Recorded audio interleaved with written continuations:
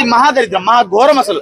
ఎందుకంటే ఒక వీడియో పెట్టిన తర్వాత ఆ వీడియోలో అబద్ధాలు నిజాలు అన్ని తెలుసుకొని పెట్టాల్సింది. కానీ అలా ఏం తెలియకుండా ఆ అమ్మాయి కనబడుతుంది బస్సులో వెనకాల రుద్దుతుందని చెప్పేసి పెట్టేశారు డైరెక్ట్. నేను చాలా వీడియోలు చూశాను అవి కూడా. సో అవన్నీ అవమానాలు తట్టుకోక ఆ పర్సన్ ముందున్న పర్సన్ చనిపోయాడు. మెయిన్ థింగ్ అదే. సో మనం ఇప్పుడు ఏంటంటే చనిపోయిన తర్వాత అయ్యో అమ్మాయి ఇలా వీడియో పెట్టిందని చెప్పేసి ఒరిజినల్ వీడియో చూపించి ఇప్పుడు అమ్మాయి కావాలని చేసింది, అమ్మాయి కావాలని అవుతుంది, ఇప్పుడు అమ్మాయి వాళ్ళని చనిపోయాడని చెప్పి పెడతారు. కానీ ఏ కోణం పడితే ఆ కోణంలో అంటే పాముకి 2 తలలు ఉన్నట్టు తల ఎటు సైడ్ ఉంటే అటు సైడ్ వెళ్ళినట్టు ఎటు సైడ్ మీకు మంచి కనబడితే అటు సైడ్ మాట్లాడేస్తారు. అమ్మాయి ఉంటే అమ్మాయి సైడ్ మాట్లాడేశారు. ఇప్పుడు అతను చనిపోయాడు, అయ్యో చనిపోయినోడి మీద సింపతి చూపించాలి కదా అని చెప్పేసి ఇప్పుడు ఇలా మాట్లాడుతున్నారు.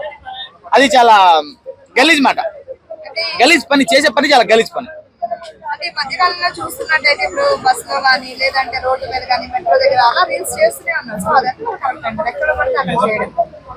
రీల్స్ చేయడం కూడా పర్టికులర్ ప్లేస్ అంటూ ఏం లేదు కదా నార్మల్ గా. సో వాటికంటూ ఇప్పుడు మెట్రోలకు అయితే కొన్ని ఇచ్చేస్తున్నారు కదా, పర్మిషన్లు అయితే ఇవ్వడం లేదు. సో కొందరి మీద కేసులు కూడా బుక్ అవుతున్నాయి మెట్రోలో ఆడ చేస్తే. సో కొందరు దొరికిన వాళ్ళ మీద అయితేనే దొరికిన వాళ్ళ మీద అవ్వట్లేదు. కానీ మరీ పబ్లిక్ ని ఇబ్బంది పెట్టకుండా నువ్వు ఎక్కడ ఏమేమి చేసుకోవచ్చండి, పబ్లిక్ ని ఇబ్బంది పెట్టకుండా. ఇంకోటి ఏంటంటే నీ వెనకాల ఉన్న పబ్లిక్ డిస్టర్బ్ అవ్వద్దు, అది మెయిన్ థింగ్. నువ్వు డిస్టర్బ్ కాకుండా నువ్వు ఏమేమి చేసుకో. ఎందుకంటే యాజ్ ఒక నువ్వు స్వతంత్ర భారతదేశంలో ఉంటున్నావు కదా, మనది స్వతంత్ర భారతదేశం కదా, మనకు స్వతంత్రం వచ్చింది కాబట్టి మనం ఏం చేసినా నడుస్తుంది. అది మనం బతికేది. నాకు తెలిసి ఆ బ్రిటిష్ దళాలు పాలించినప్పుడే చాలా బాగుండేటోళ్ళం అండి, పద్ధతిగా ఉండేటోళ్ళం. ఇప్పుడు పద్ధతి లేదు, పాడు లేదు, ఎంగిలి కూర్చున్నా అప్పుడు బాగున్నామండి చాలా. మనము ఇప్పుడు సొంతంగా మనం వండుకొని తింటుంటే మనకు బలిసి కొట్టుకుంటున్నాం. సో మీరు నేను అందరం బలిసి కొట్టుకుంటున్నాం నిజంగా, ఇదైతే పక్క. సో దీని మీద చాలా అంటే చాలా గట్టిగా ఖండించాలి. పోలీసులు కూడా చర్య తీసుకోవాలి. ఆ అమ్మాయికి తగిన శిక్ష, ఆయన ఎంత శిక్ష చేయించినా పోయిన మనిషి తిరిగి రానుకోండి. కాకపోతే ఆ మనిషికి ఏమైనా కొంచెం ప్రభుత్వం కూడా సహాయం అనేది కొంచెం అందించాలి ఖచ్చితంగా. చెప్పాను కదండి, ఆ లైక్ల పిచ్చి, రీల్స్ పిచ్చి. పిచ్చి మీన్స్ ఎట్లా అంటే పిచ్చి పీక్స్కి వెళ్ళిపోయింది. సో నాకు ఎలాగైనా నేనేం చేసినా నడుస్తుంది, నేనేం చేసినా అయిపోద్ది అనుకునే అమ్మాయిలకి ఈ అమ్మాయి ఒక ఎగ్జాంపుల్ అని చెప్దామంటే ఈమె కన్నా ముందు చాలా మంది ఉన్నారు. ఈమె ఎగ్జాంపుల్ కాదు, వాళ్ళని చూసి ఈమె నేర్చుకోవాల్సింది కాకుండా ఈమె కూడా ఇంకా పాడైపోయింది. సో వీళ్ళని ఇంకా మనం హైప్ లేపడం కాకుండా వీళ్ళని అతలాకుతానికి పాతాళానికి తొక్కేస్తే ఇదంతా అయిపోద్దని అనుకుంటున్నాను. అంటే ఒకప్పుడు అమ్మాయిని జాగ్రత్తగా చూసుకోవాలి, జాగ్రత్తగా కాపాడుకోవాలి అనేవారు, ఇప్పుడు కూడా. సో ఇప్పుడు అమ్మాయిని జాగ్రత్తగా చూసుకోవాలి, జాగ్రత్తగా కాపాడుకోవాలంటారా? మరి ఖచ్చితంగా అండి. ఇంతకుముందు అమ్మాయి బయటకు వెళ్తే అమ్మ జాగ్రత్త, బయట పోగిరేదోళ్ళు ఉన్నారు, జాగ్రత్తగా వెళ్ళమ్మా అని చెప్పేటోళ్ళు. ఇప్పుడు ఏంటంటే బయట అబ్బాయి వెళ్తుంటే బాబు జాగ్రత్త రా నాన్న, బయట అమ్మాయిలు ఉన్నారు, డేంజర్గా ఉన్నారు, జాగ్రత్త చూసి వెళ్ళండమ్మా అంటున్నారు. అది సో రీసెంట్ గా వింటున్నాం కదా, డ్రమ్ములు, కుక్కర్లు, సిమెంట్లు అని చెప్పేసి ఇష్టం వచ్చినట్టు కుక్కుతూనే ఉన్నారు ప్రతి దాంట్లో. ఇది కూడా అంతే జరుగుతుంది. కానీ ఎంత కాదనుకున్నా కానీ కరెక్ట్ కాదేమో ఇది. ఈ పాయింట్ ఆఫ్ వ్యూలో అమ్మాయి చేయడం నాకైతే నచ్చలేదు నిజంగా. నేనైతే ఎక్కడ సమర్థించను. ఆ అమ్మాయికి తగిన శిక్ష అయితే వేయాలని చెప్పేసి కోరుకుంటున్నాను. ఇంకోటి భయ్యా, అది కరీంనగర్, మన రాష్ట్రంలో కరీంనగర్ 100 మంది 2500 మందితో చాటింగ్, 100 మందితో మీటింగా. మనిషా మానవ మృగమా నాకు అర్థం కాదు. ఒక మొగుడు పక్క నుండి ఒక మొగుడు సాధారణంగా ఒక మొగుడు తన పెళ్ళాం ఎవరితో మాట్లాడితేనే 0 మంటిద్ది వాడికి. అలాంటిది పెళ్ళాం ఒకటి పక్కన ఉండగా వాడు వీడియోలు తీసి ఇంకోటి ఎలా అయిందిరా రే, నీకు అసలు మనసు ఎలా ఒప్పిందిరా నీకు, నాకు అర్థం కావట్లేదు. అమ్మాయి నువ్వు నీతో డైలీ మాట్లాడే అమ్మాయి, నీతో మంచిగా క్లోజ్ గా ఉన్న అమ్మాయి నీతో చాట్ చేసిందంటే ఓకే, నువ్వు చాటింగ్ వరకు ఉంటున్నావు. కానీ ఎవరో పరిచయం లేకుండా నిన్ను ఒక రోజు కలిసి మా ఇంటికి వస్తావా అంటే వెళ్ళిపోతావా? అంత గొర్రెవా? నాకు అర్థం కాదు. అమ్మాయిది తప్పేలేదు నాకు అడిగితే. 100 మందిని కాదు, ఇంకో 500 మందిని మోసం చేసినా తప్పే లేదు, 0% తప్పు. అంటే మోసపోయేటోడు ఉన్నంత కాలము మోసం చేస్తూనే ఉంటారు.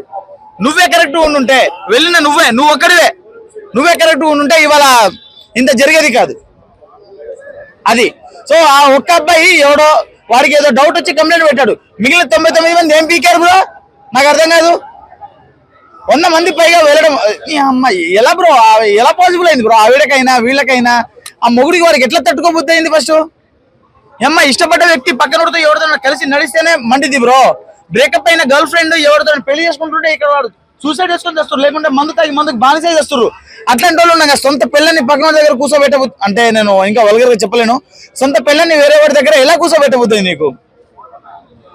నిజంగా ఇది ఏదైనా చేస్తారంట. ఆ డబ్బుల కోసం అంటే ఇగో మనం డబ్బులు నడిపించాలి, డబ్బులు మనం నడిపిస్తున్నాయి ఇప్పుడు. అట్లా డబ్బులు తయారు చేసే మనుషులు అయినప్పుడు ఆ మనుషులు డబ్బుల కోసం ఇంతకు దిగజాడడం కరెక్ట్ కాదు. డబ్బులు లేకుండా కూడా బతకచ్చు. నీకు మనిషికి బతికేంత డబ్బులు ఉంటే చాలు. మరీ నేను లగ్జరీ లైఫ్ లీడ్ చేయాలి, నేను కోట్లే సంపాదించాలి, నాకు ఇంత కావాలి, నాకు అంత కావాలి అని చెప్తే నువ్వు కష్టపడు. అఫ్ కోర్స్ అది కష్టమా? నువ్వు సుఖపడుతున్నావు అక్కడ, నువ్వు సుఖపడి వేరే వాడిని ఇంకా గలీజ్ చేసేసి నీ వల్ల ఇప్పుడు సో హైటెక్ సిటీలో ఇప్పుడు చాలా మంది ఐటీ ఎంప్లాయీలు అంటే రీసెంట్ గా వచ్చిన ఫలితాల్లో కొంచెం టెస్టులు చేశారు. సో హెచ్ఐవి పాజిటివ్ చాలా మందికి వచ్చింది బ్రో, చాలా మందికి. సో ఇది చెప్పొద్దేమో నాకు తెలియదు. సో చాలా మందికి ఇలా వచ్చింది, చాలా మందికి పాజిటివ్ వచ్చింది. ఇలా వీళ్ళే ఇలాంటి ఒక ఉమెన్ వల్ల అలాంటిది ఒక 10 మందికి సోకింది అనుకో, ఆ 10 మంది నుంచి 20 మంది 100 అలా ఎంతమంది కానీ సోకుంటూ పోతుంది. ఈ ఒక్క ఆవిడ 100 మందితో ఇంటర్లింక్ అయిందంటే జస్ట్ ఇంచుమించు అని చెప్పారు. ఇంకా 2500 మందితో చాటింగ్. ఎంత కొడు కడతాం అంటే మన జీవితకాలం మనం ఉన్నంతసేపు మనకు ఒక ఆయుధం ఉంది కదా అని చెప్పేసి దాన్ని వాడుకోవడమేనా? దానికి తోడు మొగుడు పక్క నుండి వీడియోలు తీసి పెట్టేవాళ్ళు గలీజ్గా మారండి బ్రో. ఇప్పటికైనా వెళ్ళకండి దయచేసి. నేను ఒకటే చెప్తున్నాను మన యువత అందరికీ. సో నీకు నాకు అందరికి ఒకటే మెసేజ్, ఈ దరిద్రాన్ని పక్కన పెట్టేద్దాం బ్రో. పిలిచింది కదా అని చెప్పేసి కార్చుకుంటూ వెళ్ళిపోకండి. అది సో పిలిచింది కదా అని చెప్పేసి కార్చుకుంటూ వెళ్ళిపోకండి. కుదిరితే ఇంట్లో ఉండండి, లేకుంటే మూసుకొని పెళ్లిళ్ళు చేసుకోండి అంతే. నీకు చేతనైందా చెయ్యి, లేకుంటే మూసుకొని కూర్చో అంతేలే. కానీ ఇష్టం వచ్చినట్టు నీకు ఇక నన్ను ఆపేటోళ్ళు లేడు, దాని మొగుడు ఎట్లా ఇంట్లో లేడు కదా వెళ్ళిపోతా అంటే వాసిపోయిద్ది బ్రో. ఇలా ఉంటాయి. సో నేను చెప్పేది ఒకటే, తొందరపడకండి. తొందరపడితే మళ్ళీ పరిణామాలు గట్టిగా వస్తాయి. వాటి మీద చాలా ఇబ్బంది ఫీల్ అవుతారు మీరే.